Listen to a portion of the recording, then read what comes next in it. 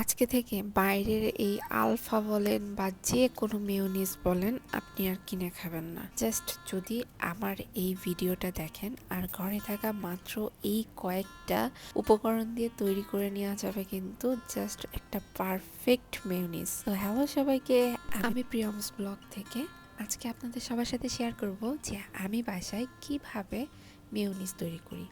Trust me, এই যে সামান্য কয়েকটা জিনিস দেখতে পারতেছেন এই জিনিসগুলো দিয়েই কিন্তু আমি আজকে মেয়োনিজটা তৈরি করব। আর এই মেয়োনিজ কিন্তু শুধু পাস্তা নুডলস এটা সেটার সাথে না, কিন্তু সকালে ব্রেডের সাথে বাচ্চাকে সামান্য একটু মেয়োনিজ দিয়ে ওর সকালের নাস্তাটা দিতে পারবেন, যেমনটা আমি রুদ্রিককে দিয়ে থাকি। আর রুম টেম্পারেচারে থাকা 3টে ডিম নিয়ে নিলাম, যেহেতু আমি একটু বেশি বানাবো আজকে সেজন্য।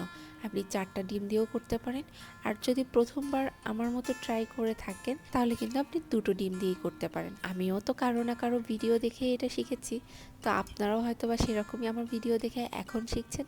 তো আপনারা কিন্তু 2টো ডিম দিয়েই কিন্তু প্রথম মেয়োনিজটা তৈরি করতে পারেন। প্রথমে এই 3টে ডিমকেই ব্লেন্ড করে নিব। আর প্রথম টার্গেটটা থাকবে ডিমটাকে একদম সুন্দরভাবে আর ভালোভাবে ব্লেন্ড করতে হবে। তারপরে এই যে 6 কোয়া রসুন দেখতে পারতেছেন, এই 6 কোয়া রসুন কিন্তু আমার সম্পূর্ণ লাগবে না, তো 3 কোয়া রসুন আর 10 থেকে 12টা হচ্ছে গোলমরিচ দিয়ে নিলাম। এবার ভালোভাবে ব্লেন্ড করতে হবে। এই জাম ব্লেন্ড করতে যেয়ে এবার মুখটা ঠিক করে লাগানো হয়নি, এই দেখেন না কি অবস্থা। আচ্ছা, একটু পরিষ্কার করে নিই, তারপরে আবার বলতেছি। তো এখানে কিন্তু ঝাল যদি একটু বেশি চান, একটু যদি ঝাঁঝ চান তাহলে গোলমরিচের মাত্রাটা একটু বাড়াই দিবেন। আর এই দিকে চিনি দিয়ে দিলাম। তবে একটা জিনিস খেয়াল রাখতে হবে, যদিও আমার কাছে মেজারমেন্ট কাপ নেই, তো এই কাপগুলো দিয়ে কাজ চালাচ্ছি আপাতত। চিনি আর তেলটা কিন্তু সমপরিমাণ হতে হবে, অর্থাৎ আপনি যতটুকু চিনি দিবেন ততটুকুই কিন্তু আপনাকে তেল দিতে হবে, তাহলে কিন্তু ঘনত্বটা সুন্দর হবে। এরপরে সামান্য একটু লবণ দিয়ে নিতে হবে, এটা স্বাদের ব্যাপার। আর এখানে আমার কাছে যেহেতু আপাতত ভিনেগার নেই, ভিনেগারটা শেষ, সেজন্য আমি একটু লেবু দিয়ে নিচ্ছি। আসলে লেবু বা ভিনেগার এটা কেন দিতে হয় জানেন? জাস্ট ওই যে আচারে আমরা সিরকা যে জন্য ব্যবহার করি, যে জন্য ভিনেগার ব্যবহার করি, সেই জন্য, যাতে এটা আমি আরও 2 থেকে 3 মাস রেখে খেতে পারি। আর এখানে কিন্তু অবশ্যই গুঁড়া দুধ দিতে কিন্তু একদম ভুল করবেন না। আপনি যখন 2টো ডিম দিয়ে মেয়োনিজ তৈরি করবেন তখনও 2 প্যাকেট দিবেন, আর যখন 3টা দিয়ে করবেন তখন 3 প্যাকেটই দেওয়ার চেষ্টা করবেন গুঁড়া দুধ।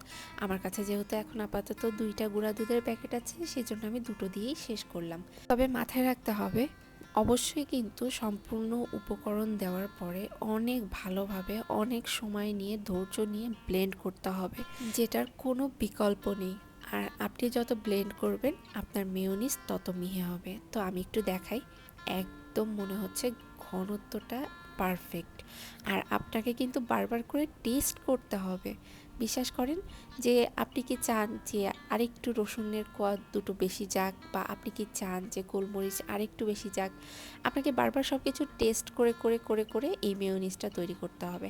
আর বাসায় থাকা এত সুন্দর একটা কাচের জার ভর্তি করে অনায়াসে 2 থেকে 3 মাস কিন্তু আপনি ফ্রিজে রিজার্ভ করে রাখতে পারবেন। তবে এই মেয়োনিজ কিন্তু পাস্তার জন্য একদম পারফেক্ট। আর আমি কিভাবে রুদ্রিককে পাস্তার সাথে এই মেয়োনিজ দিই দেখতে হলে অবশ্যই চোখ রাখতে হবে আমার পেজে।